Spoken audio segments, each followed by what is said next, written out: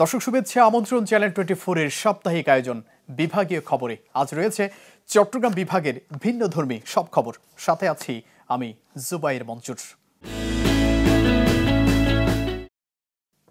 Cox's Bazar fishery ঘাট বৃহত্তর চট্টগ্রামের দ্বিতীয় বৃহৎ মৎস্য অবতরণ কেন্দ্র। প্রতিদিন ভোর হতেই জমজমাট হয়ে ওঠে পুরো কেন্দ্র।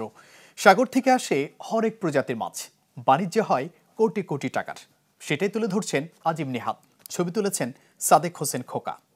সূর্যোদয়ের সাথে সাথে শুরু হয় ব্যস্ততা। কেউ ট্রলার ভর্তি মাছ নিয়ে ঘাটে পেরেন, আবার কেউ সেখান থেকে মাছগুলো কুলে তোলেন। এর মধ্যে কেউ মাছ কেনেন, আবার কেউ মাছ বিক্রি করেন, আবার কেউ কেউ ট্রাক ভর্তি মাছ ঢাকা, চট্টগ্রাম, রাজশাহী সহ বিভিন্ন জায়গায় পাঠিয়ে দেন। অনেকেই বিক্রি করেন বরফ, আবার অনেকেই আছেন বরফের শ্রমিক। এভাবেই শুরু হয় কক্সবাজার মৎস্য অবতরণ কেন্দ্রের ব্যস্ততা। আমরা যেটি দেখতে পাই, একদম ভোর থেকে শুরু করে দুপুর গড়িয়ে ৩টা-৪টা নাগাদ এই ব্যস্ততা লেগেই থাকে এখানে।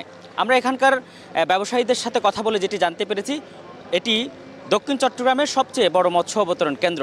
কক্সবাজারে প্রায় ছোট বড় ৫,৫০০-এর মতো যে ট্রলার রয়েছে, সেই ট্রলারগুলো সাগরে মাছ ধরার পর এখানে অবতরণ করেন।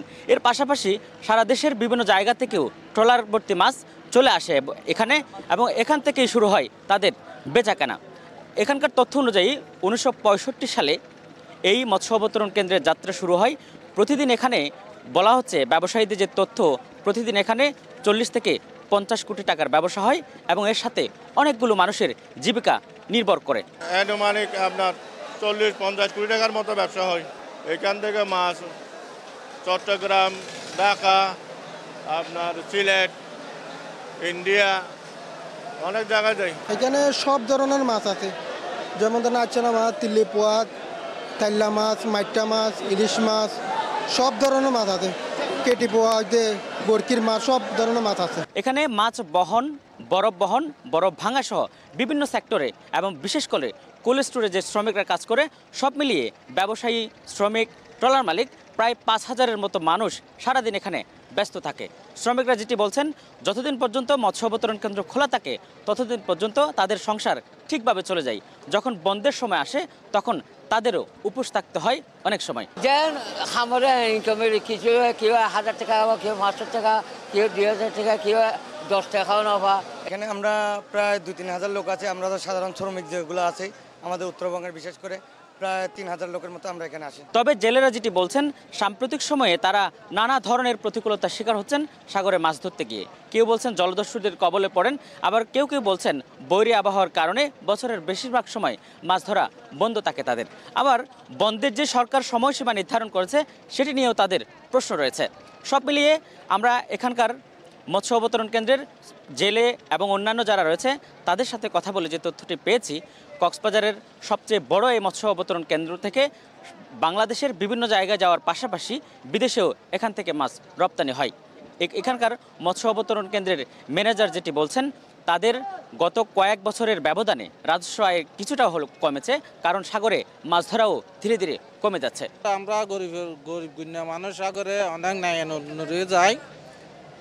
এখন হাইতে বেশি আর ডিস্টার্ব করে দৈর্ঘ্য আর সুবিধা মতো জাল মারি না পারি দৈর্ঘ্য হলিম বেশি লামছে, কিছুটা ফার কিয়ে না ফারের মারি। আমাদের এই কেন্দ্রটি মানে সবচেয়ে পুরাতন যে কেন্দ্রগুলো তার মধ্যে একটি। এটি প্রায় ১৯৬৫ সালে এটি স্থাপিত হয়। তো চট্টগ্রামের মধ্যে যে বৃহৎ মৎস্য অবতরণ কেন্দ্রগুলো আছে, যেমন চট্টগ্রাম ফিশারি ঘাট, তার পরপরই কক্সবাজার ফিশারি ঘাটটি সবচেয়ে বৃহৎ অথবা তাদের মধ্যে অন্যতম।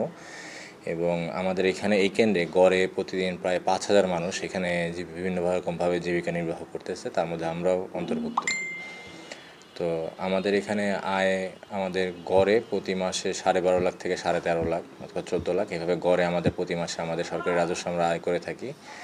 এবং মাছের পরিমাণ যদি বলতে হয় তাহলে আমাদের এখানে ২১-২২-এ ছিল প্রায় ৬,৬০০।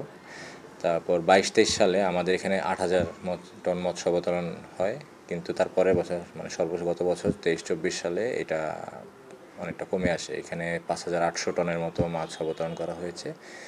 তো অদ্যাবধি আমরা প্রায় ২,৬০০ টনের মতো মাছ অবতরণ করতে সক্ষম হই। দীর্ঘদিনের পুরনো এই মৎস্য অবতরণ কেন্দ্র সংস্কারের অভাবে অনেকটাই নাজুক অবস্থায় পরিণত হয়েছে। তবে এখানকার কর্তৃপক্ষ যেটি বলছেন, তারা সাম্প্রতিক সময়ে এটাকে ঢেলে সাজানোর জন্য, অর্থাৎ নতুন করে নির্মাণের জন্য একটি প্রকল্প হাতে নিয়েছে। জায়গার অর্থায়নে সেই প্রকল্প বাস্তবায়ন হলে মৎস্য অবতরণ কেন্দ্র ঢেলে সাজানো হবে এবং সেই সাথে অন্যতম আকর্ষণের কেন্দ্রবিন্দুতে পরিণত হবে এই মৎস্য অবতরণ কেন্দ্র। বিশ্বের একমাত্র উড়ন্ত চক্ষু হাসপাতাল অরবিস, যেটি ঘুরে বেড়ায় সারা বিশ্ব। সম্প্রতি সেটি এসেছিল বাংলাদেশে, 14 দিন ধরে অবস্থান করে চট্টগ্রামে। আবু জাহেদের তোলা ছবিতে ব্যতিক্রমী হাসপাতাল অরবিসের বিস্তারিত তুলে ধরছেন এমদাদুল হক।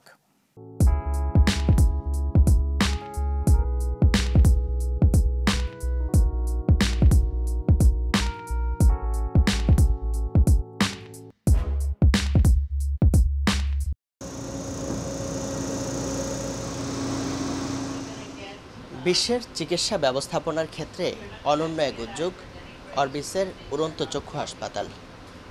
এবং এই হাসপাতাল সেটি বিমানের মধ্যেই যাবতীয় অত্যাধুনিক চিকিৎসা সরঞ্জাম এবং বিশ্বের খ্যাতনামা সব চক্ষু বিশেষজ্ঞরা তারা কিন্তু চিকিৎসা দিয়ে থাকেন এবং সেটি 11তম বারের মতো এবার বাংলাদেশে এসছে। এবং সেটি আমি একটু ঘুরিয়ে দেখতে চাই, একটি উড়োজাহাজ বা কার্গো বিমান।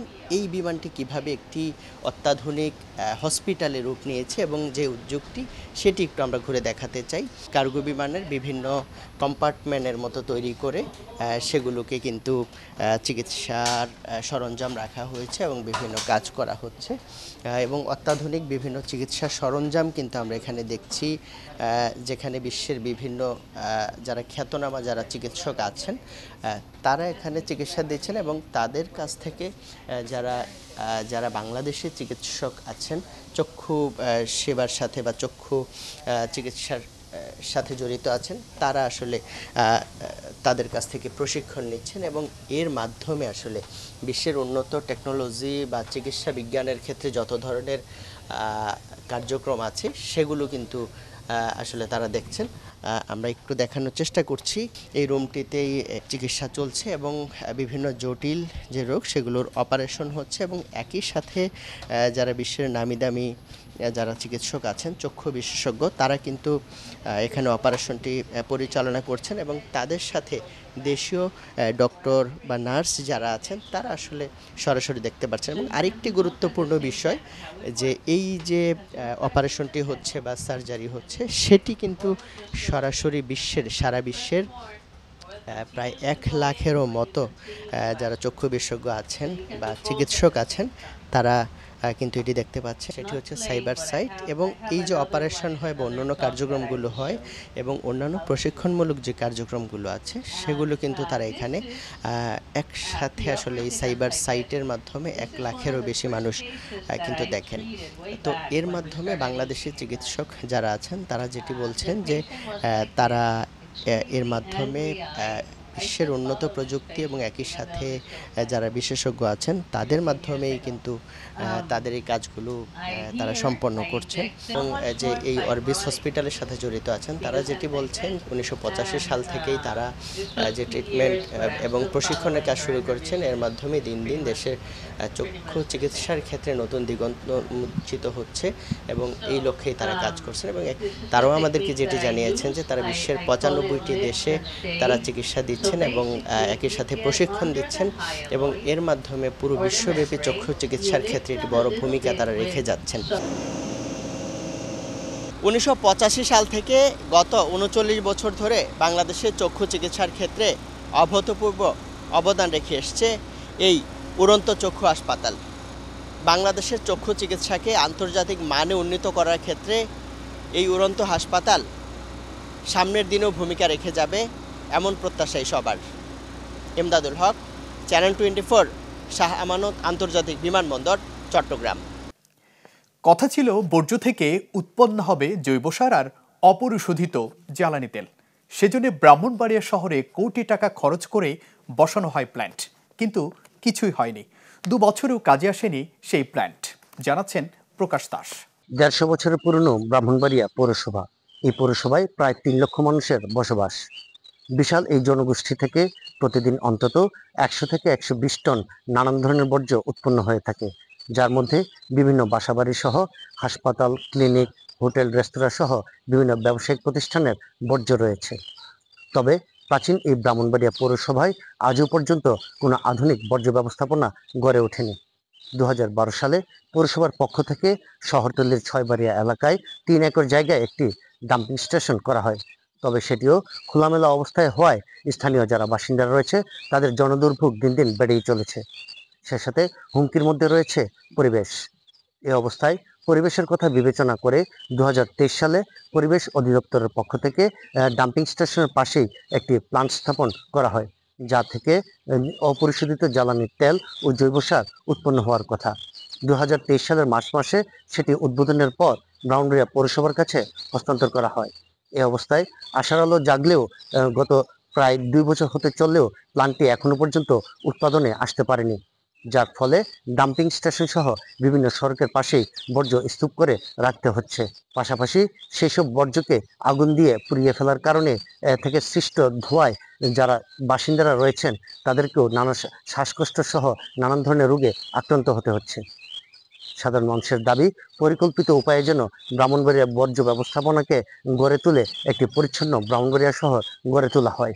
আমাদের নানা ধরনের কষ্ট হচ্ছে, যেমন দেখা যাচ্ছে আমাদের ব্যবসা প্রতিষ্ঠান এখানে আপনার প্রতিদিন আমাদের এদিক দিয়ে আসা যাওয়া হয়, যেহেতু আমাদের এই ময়লার দুর্গন্ধ আমাদের নগর জীবন অনেক অতিষ্ঠ হয়ে যাচ্ছে। আপনার কারণে শুধু বাসা বাড়িতে না, ব্যবসা প্রতিষ্ঠান যাতায়াত অবস্থা খুবই খারাপ। আর দুর্গন্ধের জন্য আমাদের প্রতিষ্ঠান, আমাদের পাশে একটা সমিল আছে, এই সমিলে বসতে পারি না। এই ময়লাগুলা এবং স্তূপগুলা মেইন রোডের পাশে দেওয়াটা আমার মনে হয় যুক্তিসঙ্গত নয়। এদিকে প্রত্যেকটা যানবাহন চলাচল খুব কষ্ট হইতেছে, এই ময়লাগুলা রাস্তাতে আইসা পড়ছে। সচেতন মহলের প্রত্যাশা, পরিবেশ সুরক্ষার পাশাপাশি জনদুর্ভোগ লাঘবে সরকারের কোটি টাকা ব্যয়ে নির্মিত এই প্ল্যান্টটিকে পরিকল্পিত উপায়ে উৎপাদনে আনতে সংশ্লিষ্টরা দ্রুত কার্যকর ব্যবস্থা নেবেন। আমরা এটা উদ্বোধনের পরপরই আমরা সাধারণ জনগণ ভেবেছিলাম যে এখানে আধুনিক বর্জ্য ব্যবস্থাপনা চালু হলে এখানে বর্জ্য থেকে সার এবং পলিথিন থেকে তেল উৎপাদন হবে, এবং আমরা পৌরবাসী এই বর্জ্য থেকে আমরা যে বর্জ্যটাকে যে আমরা অভিশাপ হিসাবে দেখতেছি, এটা একটা আশীর্বাদ হিসাবে রূপান্তরিত হবে। কিন্তু কি কারণে হচ্ছে না? এত কোটি টাকা প্রজেক্ট তৈরি করে এখানে কোনো যদি আমরা যদি এটা যদি আধুনিক কোনো কার্যকরী কোনো পদক্ষেপ না দেখতে পাই, তাহলে তো এই পুরো টাকাটাই গচ্ছা গেল এবং আমরা এই অভিশাপ থেকে কখনো আমরা মুক্তি পাবো না। আমি মনে করি যে পৌরসভার বর্জ্য ব্যবস্থাপনার জন্য একটা অত্যাধুনিক ডাম্পিং স্টেশন খুবই জরুরি, এবং এটা থেকে রিসাইক্লিং এর মাধ্যমে যদি গ্যাস বা জৈব সার তেল উৎপাদন করতে পারে সেটা ভালো। তো তার জন্য একটা পরিকল্পিতভাবে এবং শহরের থেকে মানে এখন যে প্লেসে আছে এই জায়গা থেকে আরো দূরে নিয়ে যেতে হবে বিষয়টা। পৌরসভা কর্তৃপক্ষ বলছে, প্ল্যান্টটি উদ্বোধনের পর পাইলটিং পর্যায়ে 2টি প্রতিষ্ঠানকে দায়িত্ব দেওয়া হয়েছিল, যারা পচনশীল বর্জ্য থেকে জৈব সার এবং কঠিন বর্জ্য থেকে জ্বালানি তেল উৎপন্ন করার কথা ছিল। তবে পচনশীল বর্জ্য ও কঠিন বর্জ্য আলাদা করতে নানা ঝুঁকি ঝামেলা থাকায় পাশাপাশি বর্জ্যের উৎকট গন্ধের কারণে সেই 2টি প্রতিষ্ঠান মুখ ফিরিয়ে নেয়, যার কারণে এখনো পর্যন্ত উৎপাদনে আসতে পারেনি প্ল্যান্টটি।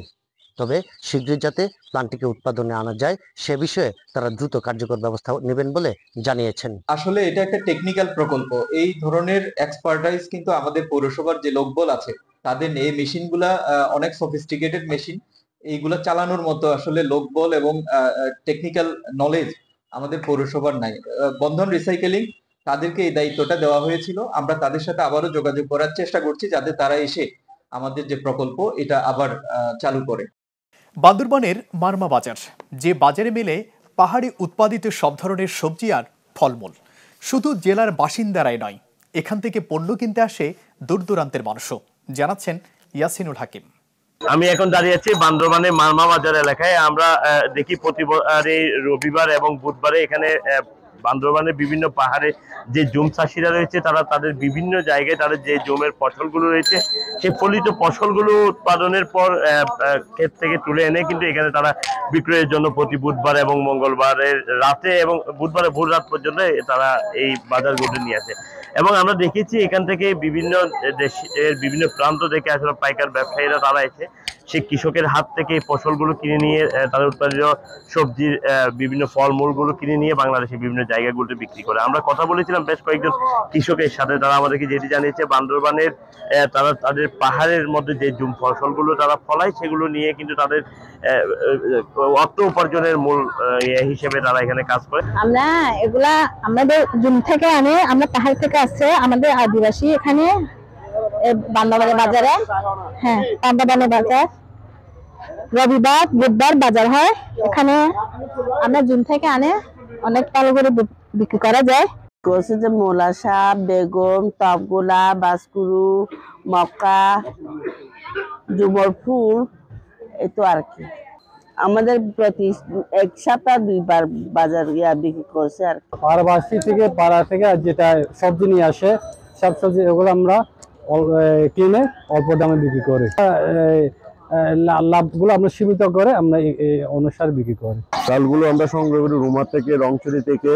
দিনী চাউলগুলো 1 নম্বর চাউল, অরিজিনাল জমের চাউল সংগ্রহ করি, মোটামুটি লাভবান হয় এবং চাষিদের থেকেও নিলেও মোটামুটি লাভবান এরাও হয়। বান্দরবানের এই মারমা বাজারটি প্রায় 1 থেকে 1.5 কিলোমিটার জুড়ে, যেখান থেকে প্রত্যেকটা কৃষক তাদের ফসলগুলো, তাদের উৎপাদিত ফলনগুলো, তাদের সবজি, ফল মূল, পেঁপে, কলা সহ বিভিন্ন জায়গায় যে ফসলগুলো তারা উৎপাদন করে সেগুলো এনে তারা এখানে বাজারে বিক্রি করে, তারাও ভালো লাভবান হয়। পাশাপাশি আমরা কথা বলেছি যারা পাইকারদার, যারা বান্দরবান থেকে এখান থেকে কিনে নিয়ে গিয়ে বান্দরবানে বাংলাদেশে বিভিন্ন প্রান্তে বিক্রি করে, আমরা কথা বলেছিলাম বেশ কয়েকজন পাইকারি ব্যবসায়ীর সাথে। তারা এসেছে পটিয়া এবং চট্টগ্রাম এবং কক্সবাজারের খুব কাছাকাছি এলাকাগুলো থেকে। তারা আমাদেরকে যেটি জানিয়েছে, তারা সকাল থেকেই প্রতি সপ্তাহে বুধবার এবং রবিবারকে টার্গেট করে বাজারে আসে এবং এসে এখান থেকে তারা ন্যায্য মূল্যে বেশ কিছু ফল মূল পেয়ে যায় এবং সেগুলো তারা বাংলাদেশের বিভিন্ন জায়গাগুলোতে বিক্রি করে।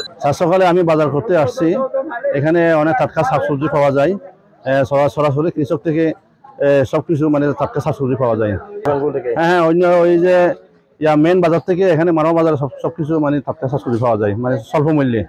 মারমা বাজারে এখানে লোকালি যেগুলো উৎপাদন হয় ওগুলি উঠে, তো দেখতে আসলাম। তো দেখতে এসে আসলে জুমের সিম, এখানকার আদা, তারপরে মালটা এগুলি কেনা হয়েছে আর কি। এখন দেখা যাক এগুলি কেমন হয়। এখানে একটা ভ্যারাইটি দেখলাম, আমাদের প্লেন ডিস্ট্রিক্টের যে সমস্ত সবজি আমরা দেখি না বা আমরা যেগুলো আদৌ খাওয়া যায় কিনা যেগুলো জানি না, সেই জিনিসগুলো এখানে এসে দেখলাম যে না, মানুষ হরহামেশাই কিনছে এবং আমরাও উৎসাহী হয়ে বিভিন্ন সময় সেগুলো কিনছি এবং সেগুলো একটা ভ্যারাইটি স্বাদ উপভোগ করতেছি। আমরা প্রতি সপ্তাহে 2 বার আসি, এই কলা কিনি, পেঁপে কিনি, জাম্বুরো কিনি, সবগুলো নিয়ে আমাদের পটিয়া চট্টগ্রাম নিয়ে বিক্রি করি, লাভবান আছি। আমি আগে রাঙ্গামাটি থেকে কিনতাম, এখন বান্দরবান মারমা বাজার থেকে কিনি। এই বাজারে একটু সুবিধা হয়, বিক্রেতারাও সুবিধা করে আর ক্রেতারাও সুবিধা করে আর কি। আমার মুক্ত জিনিস তো এখানে চাহিদা বেশি। সব মিলিয়ে প্রশাসনের পক্ষ থেকে আসলে বলা হয় এখানে কৃষকদের মারমা বাজারে আসলে ইজারাদারটা অনেকটা এখানে কম থাকার কারণে এখানে কৃষকরাও বিক্রি করে, তারা লাভবান হচ্ছে। পাশাপাশি কৃষকদের জন্য পর্যাপ্ত পরিমাণের যে নিরাপত্তার ব্যবস্থা সেটিও জোরদার করার জন্য প্রশাসন বিষয়টি ভাবছে এবং বাজার কৃষকদের জন্য একটি কৃষক বান্ধব বাজার করার পরিকল্পনা কত আমাদেরকে কৃষি সম্প্রসারণ অধিদপ্তর জানিয়েছে। কৃষি সম্প্রসারণ অধিদপ্তর এও জানিয়েছে কৃষকদের জন্য একটি কৃষকরা যে হাটে বিক্রি করতে পারবে সে ধরনের একটি বাজার সেটা তারা করার পরিকল্পনা রয়েছে। সব মিলিয়ে বান্দরবানের মারমা বাজারের আমরা বিভিন্ন অলিগলিগুলো ঘুরে দেখেছি, সেখানকার কৃষকের যে চাহিদা বা কৃষকরা তাদের উৎপাদিত ফসলগুলো কি পরিমাণ তারা কিভাবে বিক্রি করছে সেই বিক্রয়ের কথাগুলো আমরা জানাচ্ছিলাম। তো এই ছিল বান্দরবানের মারমা বাজার থেকে সম্প্রীতির মারমা বাজার, সে নিয়ে আমার কাছে সর্বশেষ পরিস্থিতি। পাহাড়ি জেলা রাঙ্গামাটি, রদ বৃষ্টিতে এই শহরে একেবারেই কম উন্মুক্ত মাঠ, ফলে শিশু কিশোরদের খেলাধুলার জায়গাটাও তেমন নেই, সেটাই তুলে ধরছেন জিয়াউল হক। পার্বত্য জেলা রাঙ্গামাটিতে ভূপ্রকৃতিগত কারণে খেলার মাঠের তীব্র সংকট রয়েছে। রাঙ্গামাটি জেলা শহরে 2টি মাত্র স্টেডিয়াম রয়েছে বড়। এছাড়া যারা এখানকার খেলতে আসে বা যারা এইখানকার শিশু কিশোর রয়েছে তারা খেলাধুলা করার জন্য পাড়া মহল্লায় ছোট ছোট মাঠগুলোতেই খেলাধুলা করে থাকে। তবে রাঙ্গামাটির যে 7 নম্বর ওয়ার্ডের এই পৌরসভা রয়েছে তার আশেপাশে 2-1 কিলোমিটারের মধ্যে কোনো ধরনের খেলার মাঠ নেই। এই রাঙ্গামাটি পৌরসভার এই প্রাঙ্গণটি আশেপাশে যে শিশু কিশোর রয়েছে বা ছাত্ররা রয়েছে তারা এই প্রাঙ্গণটিতে তারা খেলাধুলা করে থাকে। তবে সম্প্রতি এখানকার প্রশাসক, যে পৌর প্রশাসক রয়েছে, তিনি এই মাঠটিকে সৌন্দর্যবর্ধনের কাজে হাত দিয়েছেন। আমরা দেখতে পাচ্ছি যে পিছনে যারা শিশু কিশোররা খেলছে তারাও কিন্তু আসলে এই মাঠে প্রতিদিন খেলতে আসে। এই সৌন্দর্যবর্ধন কাজের শুরু করার পর থেকেই এখানকার যে শিশু কিশোররা তারা আসলে খেলতে পারছেন না। তাদের সাথে আমরা কথা বলেছি, তারা যেটি বলছেন যে এই মাঠটি উন্মুক্ত করে দেওয়ার দাবি জানিয়েছেন। একই সাথে বিকল্প মাঠের ব্যবস্থা যদি করে দেওয়া না হয় তাহলে তারা আসলে তারা কোনোভাবেই এই যে খেলাধুলার যে বিকাশ করার তাদের যে সম্ভব হবে না বলে দাবি তারা বলছেন। আমাদের এই একটাই মাঠ ছিল, মানে শীতকাল আসলে আমরা টুর্নামেন্ট খেলতাম, ককবেট খেলতাম, তো এখানে কাজ চলার কারণে কাজ চলতেছে, তো বিদায় আমরা খেলতে পারতেছি না। আমাদের এখানে মাঠের অনেক সংকট, মানে খেলাধুলার মাঠ নাই, মাঠটা অলরেডি ডুবে গেছে, এই জন্য আমরা খেলাধুলা করতে পারতেছি না। আর এখানে মাঝে মধ্যে খেলতাম, কিন্তু এখন তো এখানে হয়ে যাচ্ছে, এই জন্য আমরা খেলতে পারতেছি না। তো আমাদের যদি কোনো ব্যবস্থা করে দিতেন পরিষেবার হাতে তাহলে তো আমাদের খুব ভালো হতো। আমরা আগে আসলে এখানে খেলতাম, বাট এখানে কাজ চলতেছে, তো আমাদের খেলার কোনো স্পেস নাই। রাঙ্গামাটিতে এমনিতে মাঠের খুবই স্বল্পতা, যার কারণে হচ্ছে এখানে একটু আমরা খালি স্পেস পেলাম, এটা ইউজ করতেছি, এখানে খেলতে। আসলে পৌরসভা প্রাঙ্গণে আগে একটু যা জায়গা ছিল, তবে সৌন্দর্যবর্ধনের নাম করে তারা ওই জায়গাটাও মোটামুটি সংকুচিত করে ফেলতেছে। এখানে খেলার যেহেতু আর কোনো স্পেস পাচ্ছি না। এখন আমাদের দাবি একটাই, পৌরসভা মাঠ প্রাঙ্গণটা যাতে আমাদের জন্য উন্মুক্ত করে দেওয়া হয়, যাতে আমরা প্রতিদিন খেলতে পারি। জনপ্রতিনিধিত্ব না থাকলেও যাতে এই মুহূর্তে জনবিরোধী কোনো কর্মসূচি যাতে বা জনবিরোধী কোনো কাজ যাতে এই মুহূর্তে প্রশাসন না করে, সেটি দাবি জানাচ্ছেন এখানে সুশীল সমাজ। তারা বলছে যে এই মাঠটিকে উন্মুক্ত রেখেই যাতে কার্যক্রম যাতে তার সৌন্দর্যবর্ধন কাজটি যাতে তারা করে থাকে। রাঙ্গামাটি শহরটা এমনিতেই টিলার উপর অবস্থিত বলে এখানে খোলা মাঠ নেই বললেই চলে। সবেধন এই মাঠটি ছিল, সেটিও যদি এখন সংকুচিত হয়ে যায় তাহলে এটি আমাদের জন্য অত্যন্ত দুঃখজনক এবং পীড়াদায়ক হবে।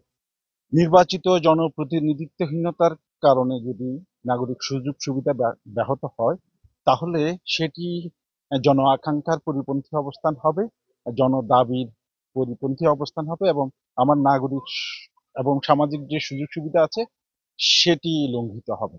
তবে আমরা কথা বলার চেষ্টা করেছিলাম পুরো প্রশাসকের সাথে, তিনি বলছেন যে এই মাঠটিকে সৌন্দর্যবর্ধন করার পাশাপাশি এখানকার যে শিশু কিশোরদের যে খেলার পরিবেশ সেটিও তারা অক্ষুণ্ণ রাখার চেষ্টা করবে বলে তারা জানিয়েছেন। এটা আমিও দেখেছি আসলে পৌরসভার, কিন্তু উন্মুক্ত মাঠটা এখানে আমি আসলে মাঠটা উন্মুক্ত হিসেবে পাইনি।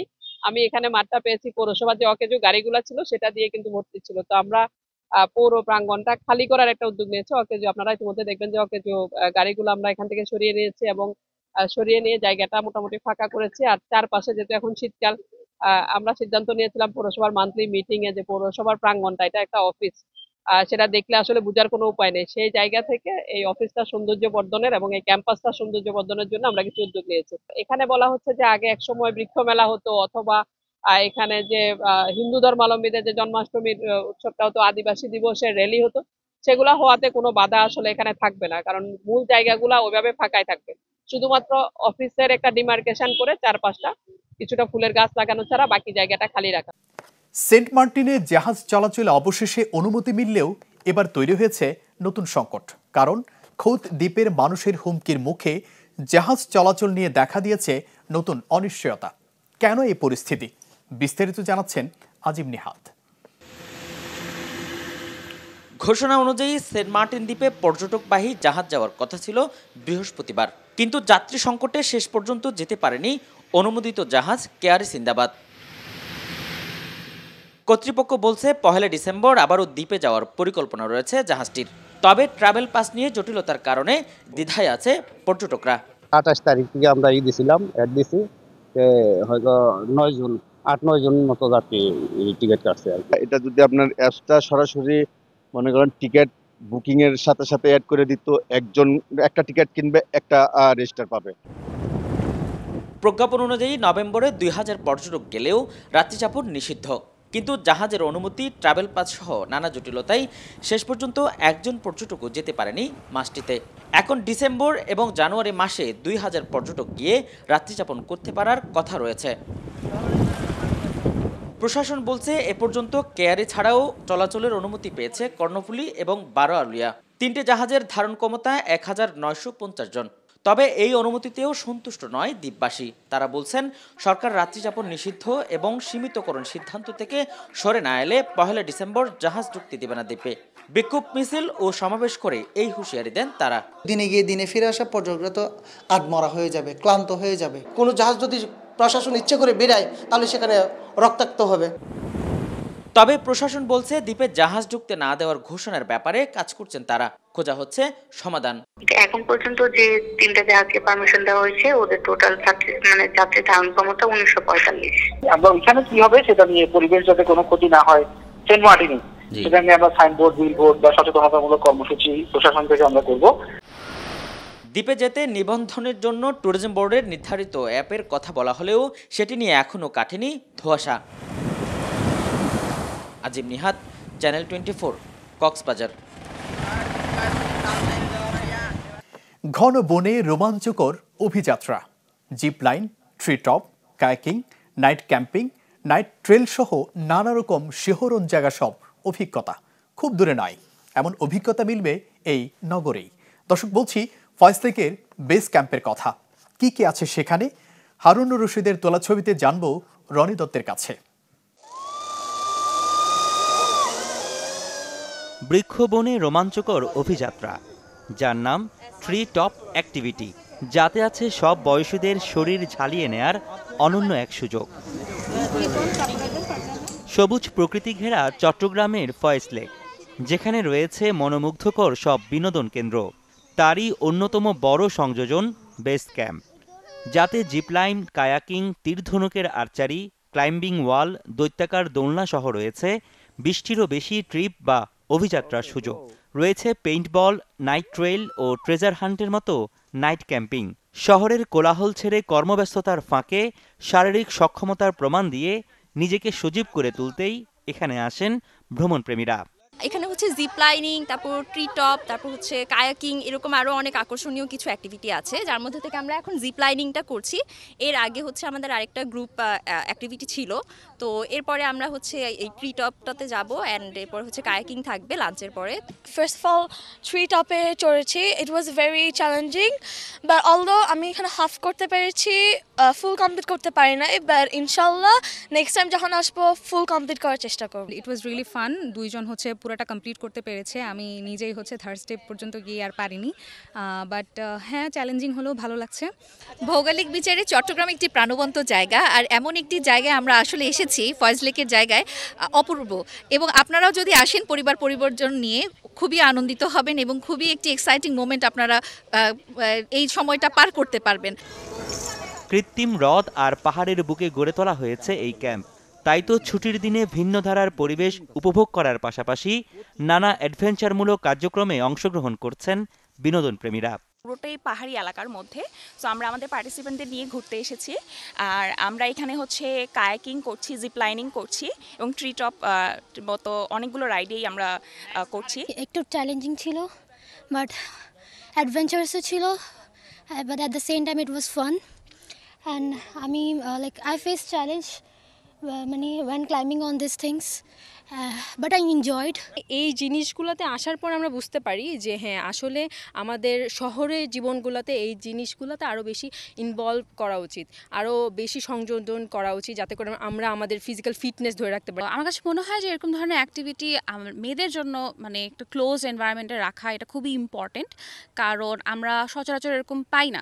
কনকর্ড অ্যামিউজমেন্ট ও বেস ক্যাম্প অ্যাডভেঞ্চার্সের যৌথ উদ্যোগে পরিচালিত হচ্ছে এই বেস ক্যাম্প।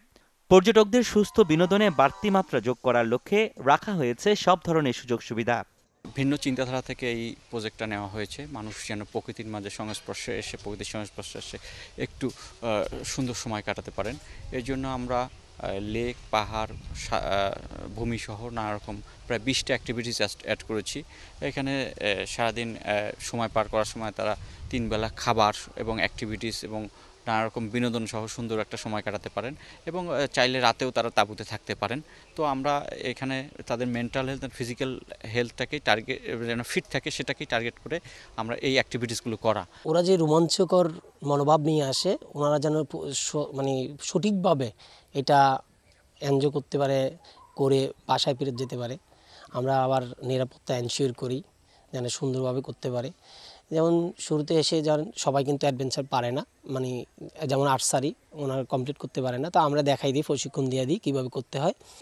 2004 সালে ফয়েজলেকের অ্যামিউজমেন্ট পার্কের যাত্রা শুরু হলেও বেস ক্যাম্পের সূচনা 1.5 বছর আগে, যা থাইল্যান্ড অথবা সিঙ্গাপুর বেস ক্যাম্পের তুলনায় কোনো অংশের কম নয় বলে জানালেন উদ্যোক্তারা। রনি দত্ত, চ্যানেল 24, চট্টগ্রাম। দর্শক, এই ছিল আজকের আয়োজন। চট্টগ্রাম বিভাগের মজার সব খবর নিয়ে আবারও হাজির হব আগামী শুক্রবার একই সময়ে। সবাই ভালো থাকুন।